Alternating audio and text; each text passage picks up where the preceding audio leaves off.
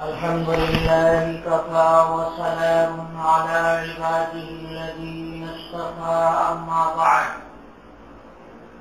قال رسول الله صلى الله عليه وسلم كلكم راع وكلكم مسؤول عن رعيته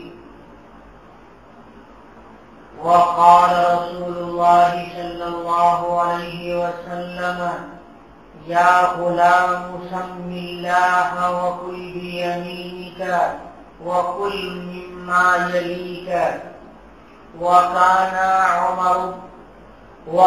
عمر بن الخطاب رضي الله تعالى عنه إذا استيقظ من الليل أقام أهله للصلاة وتلا هذه الآية وأمر أهلك بالصلاة واصطبر عليها لا نسألك رزقا صدق الله العظيم.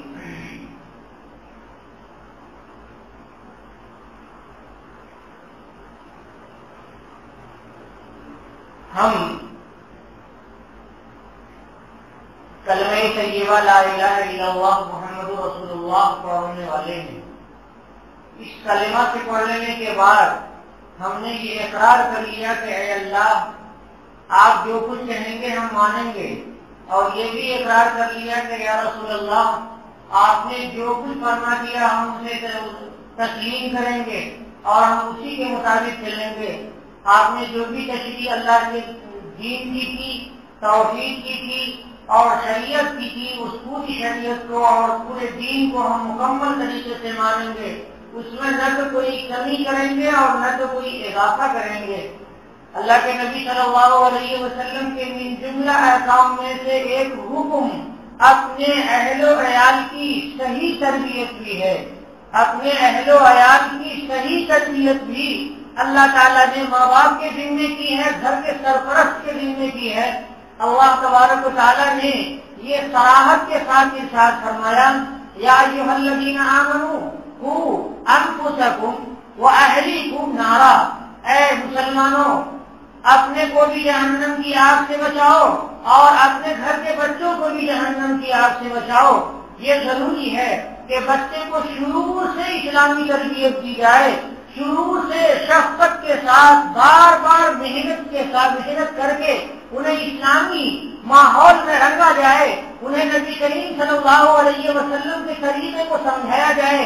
شیخ پیر ذوالفقار نے ایک جگہ لکھا ہے کہ میں ایک جگہ سفر کر رہا تھا، پلیٹ میں میری سیٹ کے پاس ہی ایک انگریز عورت کی سیٹ تھی، ان کے ساتھ ایک چھوٹی سی بچی تھی. جب کھانا آیا تو میں نے کھانے سے انکار کر دیا کیونکہ پلین کے کھانوں میں پتہ نہیں کیا رہتا ہے اور کیسا بنتا ہے، حلال یا حرام، ان کی کوئی تمیز نہیں ہوتی. تو کہنے لگے میں نے تو کھانا نہیں کھایا، اور ان کا کھانا آیا تو سامنے انہوں نے کھانے کا جو ٹیبل جیسا ہوتا ہے اس کو سیدھا کر لیا اور کھانا اس پہ رکھ لیا اور وہ کھانے لگی. بچی نے کھانا مانگا تو نہایت شفقت سے اس کے منہ میں کھانا دیا اور اس کو کہا کہ تم کہو تھینک یو. تو بچی نے ماں کا شکریہ ادا کیا، تھینک یو. پھر اس کے بعد تھوڑی دیر کے بعد پھر اس بچی کو لقمہ دیا اور پھر بچی کو کہا کیا کہیں گے آپ؟ تو اس نے کہا تھینک یو. تو اس طرح سے شکریہ سکھانے کے لیے اس نے 36 مرتبہ کھانا کھانے کے درمیان اپنی چھوٹی سی بچی کو سکھایا تھینک یو، کہ وہ انگریزی تہذیب میں تھینک یو یہ شکریہ کا طریقہ ہے. تو چھوٹی بچی نہایت ایسی کہ ابھی وہ ساری چیز بول نہیں پاتی ہے، اپنی ضرورت کی چیزیں نہیں بول پاتی، لیکن زبان سنلی اور بولی بھاری اور نہایت نازک ابتدائی زمانے میں وہ 36 مرتبہ سکھا رہی ہے. یہ تو انگریز کا حال ہے. اور ہم اپنے بچوں کو کھانا دے دیتے ہیں اور ہٹ جاتے ہیں. بچہ بغیر بسم اللہ کے بھی کھانا کھایا تو ہم یہ نہیں کہتے ہیں کہ بیٹے آپ نے بسم اللہ کیوں نہیں کیا. بغیر تہذیب کے اگر کھایا تو ہم نہیں کہتے ہیں کہ آپ نے تہذیب سے کیوں نہیں کھایا. بچہ اگر اپنی پیالی میں اور اپنے پلیٹ میں ادھر ادھر سے کھاتا ہے تو ہم منع نہیں کرتے ہیں کہ یہ نبی کریم صلی اللہ علیہ وسلم کے طریقے کے خلاف ہے. اگر کھانا گر جاتا ہے تو ہم دسترخوان پر سے اٹھا کر کے اٹھانے کی تربیت نہیں دیتے کہ نبی کریم صلی اللہ علیہ وسلم کی سنت ہے. وہ دانے جن میں برکت ہوتی ہے وہ بکھر جاتے ہیں. مسلمانوں کو نبی کریم صلی اللہ علیہ وسلم نے سکھایا کہ اس کھانے کو اٹھا لے. تو ہم بچوں کو سکھاتے نہیں بلکہ بہت سے گھروں میں تو بغیر دسترخوان کے بھی دے دیتے ہیں کھانا کھانے کے لیے. کھانا کھانے سے پہلے سرکار دو عالم صلی اللہ علیہ وسلم نے ہاتھ دھونا سکھایا ہے. اگر ہمارے بچے بغیر ہاتھ دھوئے کھانا کھانے لگتے ہیں تب بھی انہیں منع نہیں کرتے. یہ ہمارے گھر کا حال ہے. اور یورا اور انگریزوں کا حال یہ ہے کہ وہ چھوٹی اپنی تہذیب بچے کے دماغ میں وہ ایسا بساتے ہیں عملی دنیا میں ایسا بتاتے ہیں کہ وہ ہر وقت چھوٹی چیز کے لیے بھی شکریہ کہنے کے لیے اور تھینک یو کے کہنے کے لیے اپنی طبیعت کو رچا لیتے ہیں, بسا لیتے ہیں. اور ہم نبی کریم صلی اللہ علیہ وسلم کی سنت سے اتنی دور ہیں, اچھی سے اچھی سنت دائیں ہاتھ سے کھانے کی سنت سے ہی بہت سے مسلمان دور ہیں کہ بہت سے مسلمان انگریزوں کو یا غیروں کو دیکھتے ہیں کہ وہ بائیں ہاتھ سے کھاتے ہیں تو مسلمان بھی بائیں ہاتھ سے کھاتے ہیں. ان سے گزارش کی جاتی ہے اگر کہ آپ دائیں ہاتھ سے کھائیے تو وہ کہتے ہیں کہ ارے آپ تو ویسے ہی بنیاد پرست ہیں اور آپ تو ویسے ہی پرانی تہذیب کی چیزوں کے لیے تلقین کرتے ہیں. ہائے ہائے, نبی کریم صلی اللہ علیہ وسلم کا طریقہ پرانا ہو گیا. نبی کریم صلی اللہ علیہ وسلم کی تہذیب یہ پرانی ہو گئی اور وہ گھسی پیٹی ہو گئی. اس میں کامیابی گویا کہ ان کے یقین میں نہیں ہے. ظاہر سی بات ہے کہ جس کے دل میں یہ یقین نہ ہو وہ نبی کریم صلی اللہ علیہ وسلم کے طریقے میں کامیابی نہیں ہے وہ ہرگز کامیاب نہیں ہو سکتا ہے, چاہے وہ ٹوپی کرتا اور جوتے سے مسلمان محسوس ہوتا ہو, لیکن آخرت کی کامیابی اس کی قسمت میں نہیں ہے. میں ایک قصہ سناتا ہوں. سرکار دو عالم صلی اللہ علیہ وسلم کھانا تناول فرما رہے ہیں, صحابہ کرام ساتھ میں ہیں. ایک آدمی نے کھانا کھانا شروع کیا, وہ صحیح مسلمان نہیں تھا. نبی کریم صلی اللہ علیہ وسلم نے دیکھا کہ وہ بائیں ہاتھ سے اٹھا کر کے کھا رہا ہے. حضور نے فرمایا کل بیمینک, اپنے دائیں ہاتھ سے کھاؤ. کل بیمینک, اپنے دائیں ہاتھ سے کھاؤ. وہ متکبر تھا. بعض لوگوں کو اگر سنت بتائی جاتی ہے تو وہ کوئی ڈھونگ بنا لیتے ہیں, کوئی عذر بنا لیتے ہیں. اس نے کہا کہ میری تو انسلٹ ہو گئی. اس نے کہا لا استطیع, میں داہنے ہاتھ سے کھانے کی طاقت نہیں رکھتا ہوں. تو نبی کریم صلی اللہ علیہ وسلم نے فرمایا مستطاعت, اب تو کبھی داہنے ہاتھ سے کھا نہیں سکتا ہے. اب حضور کی زبان سے یہ بات آتے ہی اس کا داہنا ہاتھ شل ہو گیا, فالش کا اٹیک ہو گیا فوراً.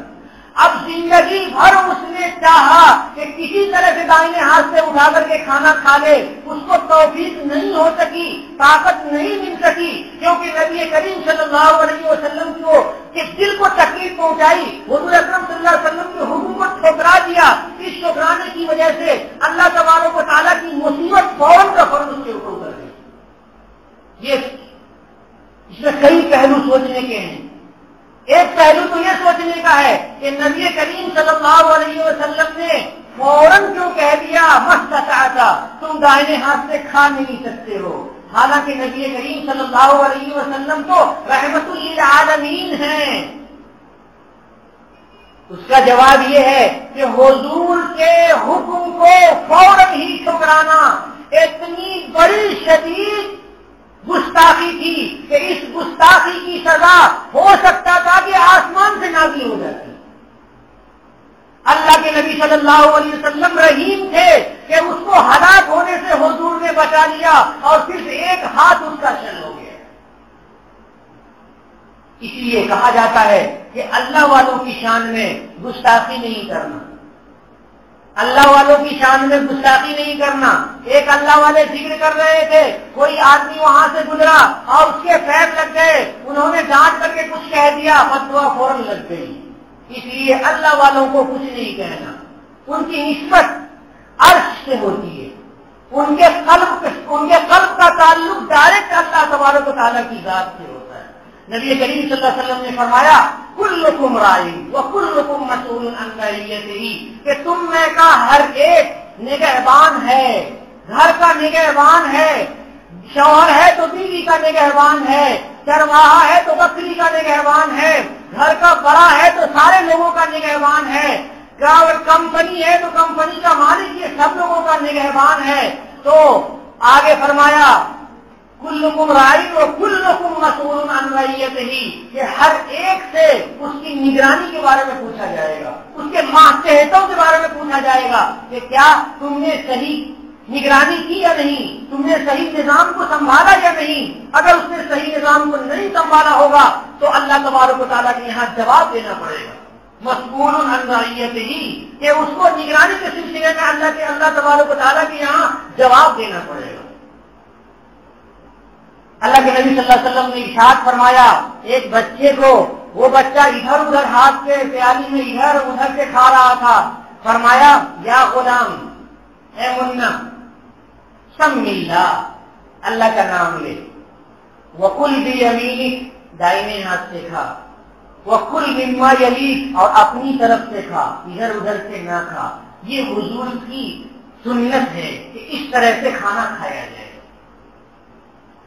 حضرت عمر بن الخطاب رضی اللہ تعالیٰ عنہ کے بارے میں آتا ہے کہ حضرت عمر اپنے گھر کے بچوں کو جگاتے تھے، اٹھ جاتے تھے رات کو اور نفلیں پڑھتے تھے اور اپنے بچوں کو جگاتے تھے، گھر کے بیوی اور بچے سب کو، اور کہتے تھے اٹھو اٹھو، اللہ تبارک و تعالیٰ کے لیے مناجات کرو، اللہ کے لیے نماز پڑھو، قبولیت کے اوقات ہیں، اور بڑی شفقت سے جگاتے اور کہتے، آیت پڑھتے، اللہ نے حکم دیا ہے وَأَمُرْ أَهْلَكَ بِالصَّلَاةِ، اپنے گھر کے لوگوں کو نماز کا حکم دیجیے۔ اس کے بعد کیا فرمایا، وَاصْطَبِرْ عَلَيْهَا، اور نماز پر جمے رہیے۔ تو یہ نماز پہ خود جمے ہوئے ہیں، حضرت عمر پہاڑ کی طرح جمے ہوئے ہیں، اور اپنے بچوں کو بھی نماز کا حکم دے رہے ہیں۔ تو اگر مسلمانوں کا معاشرہ ایسا ہو کہ پانچوں وقت کی نماز، تہجد کی نماز پر جمع ہوا رہے مسلمان، اور سارے لوگ جمے ہوئے رہیں، تو پھر اللہ تبارک و تعالیٰ کی طرف سے مصیبت نہیں آئے گی۔ آج تو اللہ تبارک و تعالیٰ کی طرف سے جو مصیبتیں آ رہی ہیں وہ ہمارے کچے ہونے کی وجہ سے، ہمارے ڈھیلے ہونے کی وجہ سے، ہمارے متساہل ہونے کی وجہ سے، کہ ہم دین پر صحیح عمل نہیں کر رہے ہیں۔ نبی کریم صلی اللہ علیہ وسلم کی سنتوں کو ہم زیادہ توجہ سے نہیں دیکھتے ہیں۔ میرے محترم، آپ کے شہر میں آیا اور آپ کے شہر میں بہت ساری خوبیاں دیکھی، مگر ایک بہت بڑی کمی ہے۔ وہ کمی یہ ہے کہ نبی کریم صلی اللہ علیہ وسلم کی سنت داڑھی ایک مشت کی ہے۔ شہر کا 90% مسلمان عقیدے کے لحاظ سے بالکل صحیح، اعمال کے لحاظ سے بالکل ٹھیک، مگر نبی کریم صلی اللہ علیہ وسلم کی سنت جو ایک مٹھی ہونی چاہیے وہ نہیں، چہرے پر نہیں ہے۔ آج سے ارادہ کر لیجئے کہ نبی اکرم صلی اللہ علیہ وسلم کی صورت بنائیں گے۔ اگر موت ہو گئی اور اللہ کے نبی صلی اللہ علیہ وسلم کے سامنے جام کوثر پینے کے لیے لائن میں ٹھہر گئے تو فرشتے کہیں گے کہ ارے تیرا چہرہ تو تیرے نبی کی طرح نہیں ہے، تو کوئی اور کوالٹی کا معلوم ہوتا ہے، تو کسی اور فرقے کا معلوم ہوتا ہے، تو اس وقت کیا ہوگا؟ اس وقت کیا ہوگا؟ یہ سوچ کر کے ہمیں محض حضور کی سنت ہے مان لینا ہے، دائیں ہاتھ سے حضور نے کھایا مان لینا ہے، ورنہ تو کیا ہم نبی کریم صلی اللہ علیہ وسلم کو چہرہ دکھائیں گے؟ حضور اکرم صلی اللہ علیہ وسلم کا سامنا ہوگا، حضور اپنے امتیوں کی سفارش کریں گے تو ہم اس میں لائن میں رہیں گے کہ حضور ہمارے لیے بھی سفارش کر دیجئے، ہمارے اعمال بھی بہت اچھے نہیں ہیں اور میں فلاں جگہ پھنسا ہوا ہوں، یا رسول اللہ سفارش کر دیجئے۔ تو کم سے کم حضور کے جیسا کہ حضور کی ظاہری سنت پر عمل رہے گا اور چہرہ سیدھا بنا ہوا رہے گا، تب تو ہم لائن میں ٹھہرنے کے لائق ہوں گے۔ ہمیں ارادہ کر لینا چاہیے اور پختہ ارادہ کر لینا چاہیے کہ نبی کریم صلی اللہ علیہ وسلم کی اس سنت کو ہم نہیں چھوڑیں گے۔ انسان گناہ کرتا ہے، مسلمان گناہ کرتے ہیں، اور تو اللہ تبارک و تعالیٰ 3 طرح سے عذاب دیتے ہیں۔ غیر مسلمین بھی گناہ کرتے ہیں، ان کو بھی اللہ تبارک و تعالیٰ کئی طرح سے عذاب دیتے ہیں۔ غیر مسلم کا سب سے بڑا گناہ یہ ہے کہ توحید کو چھوڑ دیا انہوں نے۔ اس کے بعد دوسرا گناہ ان کا یہ ہوتا ہے کہ اسلام کو مٹانے کی کوشش کرتے ہیں، ان کے لیے تدبیریں کرتے ہیں، ان کے لیے پیسے خرچ کرتے ہیں، طاقت خرچ کرتے ہیں، تو یہ ان کی شرارت اور ان کا گناہ ہے۔ اللہ تبارک و تعالیٰ گنہگاروں کو تین طرح سے پکڑتے ہیں۔ کبھی تو ایسا ہوتا ہے کہ گناہ کی سزا فوراً دے دیتے ہیں، اور کبھی تو ایسا ہوتا ہے کہ چلتا رہتا ہے معاملہ اور مہلت دیتے رہتے ہیں اللہ تبارک و تعالیٰ، اور کبھی ایسا ہوتا ہے کہ اللہ تبارک و تعالیٰ اپنی خفیہ تدبیر کے تحت بندے کو گرفتار فرماتے ہیں۔ اس کی مثال دوں، خفیہ تدبیر کے تحت بندے کو گرفتار کر لیتے ہیں۔ کیسے؟ ہمارے یہاں پانی بہت رہتا ہے، بہت پانی رہتا ہے ہمارے یہاں۔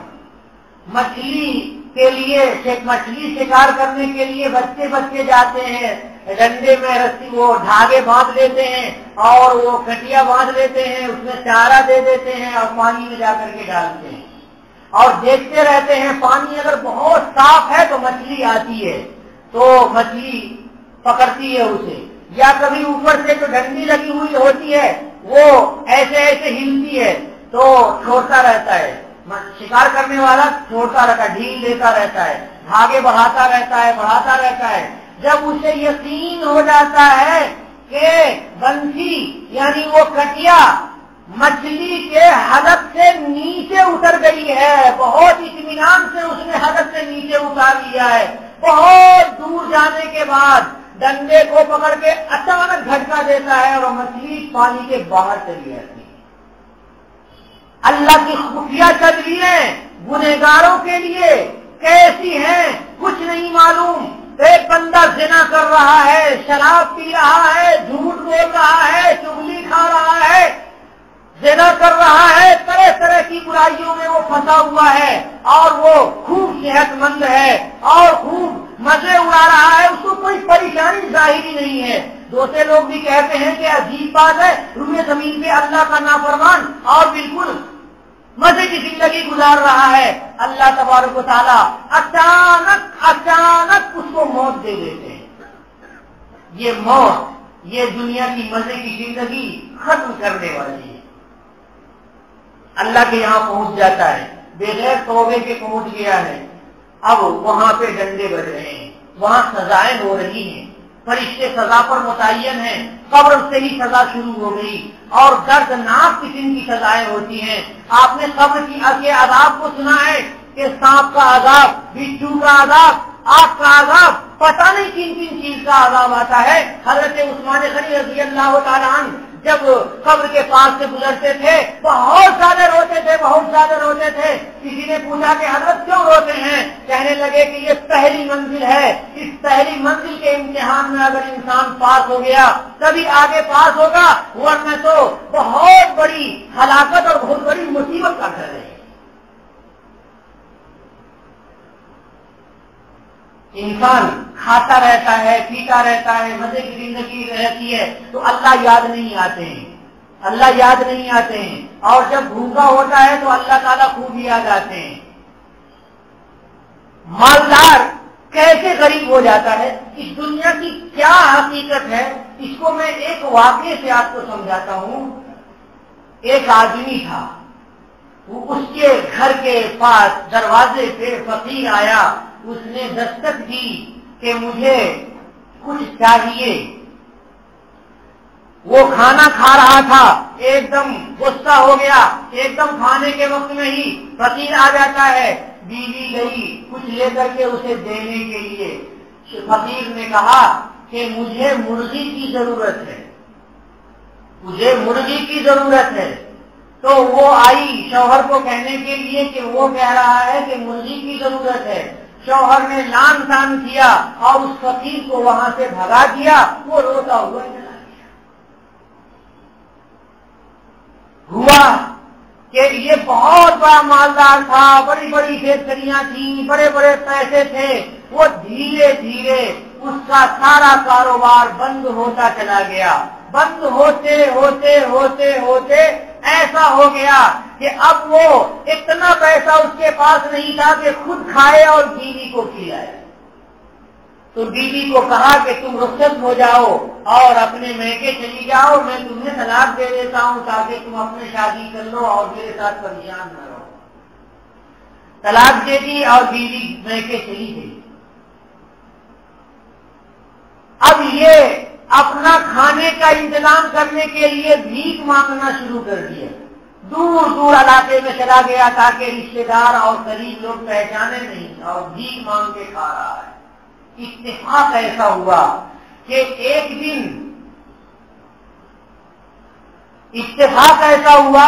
دن وہ ایک گاؤں میں بھیک مانگنے کے لیے گیا اور وہاں ایک دروازے پہ کھڑا ہوا۔ وہ دستک دیا، آواز لگائی کہ مجھے کھانا چاہیے، تو اتفاق سے وہی فقیر کا گھر تھا وہ، اور وہ فقیر کافی مالدار ہو گیا تھا، اور اس نے جو بیوی کو طلاق دی تھی تو اس کی بیوی سے اسی فقیر کی شادی ہوئی مالدار ہو جانے کے بعد، کافی دن کے بعد۔ اس نے کہا کہ ارے دیکھو باہر فقیر ہے، لے جا کر کے کچھ دے دو۔ کیا کریں گے؟ یہی کھانا لے جا کر کے دے دو۔ لے جا کر کے فقیر کو دینے کے لیے گئی تو چیخ کر کے بے ہوش ہو کر کے گئی وہ۔ اب یہ آیا، کیا ہوا کیا ہوا؟ وہ ہوش میں آئی تو کہنے لگی کہ یہ میرا پچھلا شوہر ہے، اور یہ وہی شوہر ہے کہ جس نے ایک فقیر کو دھکے دے کے بھگا دیا تھا، ڈانٹ کر کے بھگا دیا تھا، بڑا مالدار تھا، ساری مالداری ختم ہو گئی، آج وہ فقیروں کی صورت میں ہے۔ تو اس آدمی نے کہا کہ مجھے یاد ہے کہ اگر یہی تمہارا شوہر تھا تو اس نے ہی مجھ کو اپنے دروازے سے دھکے دے کے بھگایا تھا، اور میں وہی فقیر ہوں۔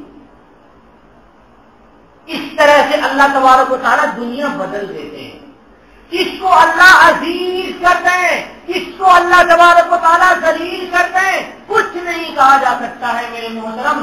گناہ کرتے ہوئے اور اپنی دولت پہ گھمنڈ کرتے ہوئے، اپنی صحت پہ گھمنڈ کرتے ہوئے، اور اپنے علم پر اور اپنے پیسے پہ فخر کرتے ہوئے 1000 مرتبہ سوچنا چاہیے۔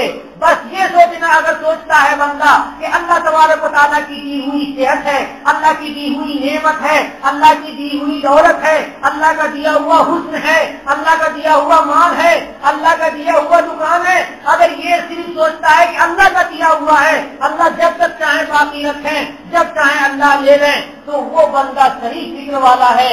لیکن وہ جو مگن ہو جاتا ہے دنیا لے کر کے اور فخر و غرور گھمنڈ میں مبتلا ہو جاتا ہے اور اس دنیا کے پیچھے لگ کر کے اللہ کو بھلا دیتا ہے، تو نہایت ہی گرا ہوا انسان ہے۔ گناہ کرنے کے بعد کیسی کیسی سزائیں آتی ہیں، میں آپ کو 2 منٹ میں سمجھاؤں گا۔ ابن ماجہ شریف کی حدیث ہے کہ 5 گناہوں کی 5 سزائیں اس دنیا میں اس طرح سے آتی ہیں۔ 5 گناہوں کی 5 سزائیں اس دنیا میں اس طرح سے آتی ہیں۔ لکھا ہے، حضرت عبداللہ ابن عمر رضی اللہ تعالیٰ عنہما کی روایت ہے کہ جب انسان بے حیائی، فحاشی اور بے پردگی کے گناہوں میں پڑ جاتا ہے، زنا میں پڑ جاتا ہے، آنکھوں کے گناہ میں پڑ جاتا ہے، گندی چیزوں کے دیکھنے اور گندی چیزوں کے ماحول میں وہ پڑ جاتا ہے، تو کیا ہوتا ہے؟ اللہ تبارک و تعالیٰ ایسی نئی بیماریوں میں مبتلا کر دیتے ہیں، اور ان بیماریوں میں پورا معاشرہ مبتلا ہونے لگتا ہے کہ ان بیماریوں کا نام پہلے کے باپ دادا نہیں جانتے تھے۔ کیا آج ایسا ہے یا نہیں؟ کتنی بیماریاں آ رہی ہیں کہ پہلے کے لوگ نہیں جانتے تھے کہ وہ کون سی بیماری ہے، نئی بیماری پیدا ہو رہی ہے۔ یہ کیوں ہو رہی ہے نئی بیماری پیدا؟ یہ گناہوں کی وجہ سے ہو رہی ہے۔ ایسے گناہ کہ ہمارے باپ دادا نہیں جانتے تھے، تو ایسی بیماریاں ہمارے معاشرے میں آ رہی ہیں کہ ہمارے باپ دادا نہیں جانتے تھے۔ کسی کو ایڈز ہو جا رہا ہے، اور کسی کو ٹی وی ہے اور کسی کو کون سا عارضہ ہے گنوا نہیں سکتے۔ ایسی نئی بیماریاں آ رہی ہیں۔ یہ بیماریاں نبی کریم صلی اللہ علیہ وسلم کو اگر ہم اور تم صحیح مانتے ہیں تو ہمیں یقین ہونا چاہیے کہ یہ بیماریاں بے حیائی کی وجہ سے، فحاشی کی وجہ سے، زنا کی وجہ سے، آنکھوں کے گناہوں کی وجہ سے اور معاشرے میں پھیلی ہوئی برائیوں کی وجہ سے آتی ہیں۔ نمبر 2، جب انسان ناپ تول میں کمی کرنا شروع کر دے تو حکومت ظالم سر پہ سوار ہو جاتی ہے۔ جب انسان ناپ تول میں کمی کرنا شروع کر دے تو حکومت ظالم سوار ہو جاتی ہے۔ ناپ تول میں کمی کا صرف یہ مطلب نہیں ہے کہ وہ ترازو میں دیکھ لیا کہ یہ 2 کلو ہے تو 2 ہی کلو دینا، 2.25 کلو نہیں دینا ہے، صرف اتنا ہی مطلب نہیں ہے۔ اس کا مطلب یہ ہے کہ آدمی ذمہ داری کو صحیح سے نہیں نبھاتا ہے۔ مثلا ڈیوٹی ہے 6 گھنٹے کی، 5.5 گھنٹہ ڈیوٹی کرتا ہے، آدھا گھنٹہ چلا لیتا ہے، تو وہ کم تولنا ہے، یہ کم تولنا ہے۔ جس آدمی کی جو ذمہ داری ہے وہ ذمہ داری پوری نہیں نبھا رہا ہے، ڈیوٹی نہیں نبھا رہا ہے، تو وہ صحیح تولنا نہیں ہے۔ جتنی ذمہ داری ہو اتنی ذمہ داری نبھانا ضروری ہے۔ یہ اس فرض کے چھوڑنے کی وجہ سے، اس وجود کے چھوڑنے کی وجہ سے اللہ تبارک و تعالیٰ ظالم حکومت کو سوار کر دیتے ہیں۔ نمبر 3، اگر معاشرے میں انسان زکوٰۃ نہیں دیتا ہے، غور سے سنیے، اگر معاشرے میں انسان حساب کتاب کر کے زکوٰۃ نہیں نکالتا ہے تو وہ قحط سالی میں مبتلا ہو جاتا ہے۔ مالدار مال کی محبت کو رکھ کر کے، مال کو چھپا کر کے طے کر کے وہ رکھتا ہے، جمع مال وعددہ، کہ مالدار مال جمع کرتا ہے، اسے کاؤنٹ کرتا رہتا ہے، گنتا رہتا ہے، تو کیا ہوتا ہے؟ اللہ قحط میں مبتلا کر دیتے ہیں۔ قحط کا مطلب آسمان سے بارش رک جاتی ہے اور زمین کا پانی نیچے چلا جاتا ہے۔ زکوٰۃ نہیں دینے کی وجہ سے یہ قحط آتا ہے۔ قحط سے معنی پانی رک جانا۔ اب جب پانی آسمان کی کا رک گیا تو روئیدگی نہیں ہوگی اور غلے نہیں اگیں گے اور پانی زمین کی تہ میں نیچے چلا گیا تو پھر انسان کو پینے کے پانی کی بھی پریشانی ہو جاتی ہے۔ زکوٰۃ نہیں دینے کی یہ زندہ سزا اللہ دنیا میں دے رہے ہیں۔ کیوں دے رہے ہیں؟ تاکہ انسان سمجھے کہ ہم اللہ کی نافرمانی کر رہے ہیں اور ہم زکوٰۃ صحیح نہیں نکال رہے ہیں۔ اگر انسان زکوٰۃ صحیح نکالنے لگے تو اللہ تبارک و تعالیٰ راضی ہو جائیں گے، آسمان سے بھی پانی برسائیں گے اور زمین سے بھی اللہ تبارک و تعالیٰ پانی دیں گے اور میٹھا پانی دیں گے۔ استغفروا ربکم انہ کان غفارا یرسل السماء علیکم مدرارا، اللہ سے معافی مانگو، اللہ تبارک و تعالیٰ آسمان کو تمہارے وہ آسمان سے بارش برسائیں گے، اللہ تبارک و تعالیٰ اللہ گناہوں کو معاف فرما دیں گے۔ نمبر 4، وعدہ خلافی اگر کرتا ہے، وعدہ کر لیا اور اس کے خلاف کر دیا تو دشمن مسلط ہو جاتے ہیں۔ ایسے لوگ جو وعدہ خلافی کرتے ہیں کہ یہ پیسہ تم اتنا ہمیں قرض دو اور فلاں وقت دے دوں گا، پیسہ ہے اور نہیں دے رہا ہے، یہ کام کر لو میں ایسا کرتا ہوں، لیکن اپنی ضرورت نکال کر کے سامنے والے کی ضرورت بھلا دی۔ اس طرح سے جب دھوکے بازی ہوتی ہے تو اس دھوکے بازی کی وجہ سے اللہ دشمنوں کو مسلط کر دیتے ہیں۔ آج ہمارے اوپر دشمن مسلط ہیں یا نہیں ہیں؟ آپ غور کر کے دیکھ لیجئے، پوری دنیا میں دیکھ لیجئے کہ دشمن ہی اسلام کو ختم کر رہے ہیں۔ ہر طرف مسلمانوں کو ستایا جا رہا ہے، ہر طرف اسلام کو پسپا کیا جا رہا ہے۔ نمبر 5، اللہ کی نافرمانی، اللہ کے احکامات کو توڑتا ہے جب انسان تو آپس میں نا اتفاقی پیدا ہو جاتی ہے۔ اللہ کے احکام کو جب توڑتا ہے انسان تو آپس میں نا اتفاقی پیدا ہو جاتی ہے۔ آج پوری دنیا کا عالم اسلام کا سب سے بڑا المیہ یہ ہے کہ مسلمانوں میں اتحاد و اتفاق نہیں ہے، مسلمانوں میں اتحاد و اتفاق نہیں ہے۔ میرے محترم، ہم عہد کریں کہ ہم نبی کریم صلی اللہ علیہ وسلم کی سنت پہ عمل کریں گے، ہم عہد کریں کہ ہم اپنی اولاد کی صحیح تربیت کریں گے، اپنے گھر کی صحیح دیکھ ریکھ کریں گے، ہم عہد کریں کہ یہ جو گناہ بیان کیے گئے ہیں اور گناہوں کی سزائیں بیان کی گئی ہیں، ان گناہوں سے ہم بچیں گے۔ اگر عہد کرتے ہیں تو میرے کہنے کا کچھ فائدہ ہوگا، اور اگر عہد نہیں کرتے ہیں تو میرے کہنے کا کوئی فائدہ نہیں ہوگا۔ وآخر دعوانا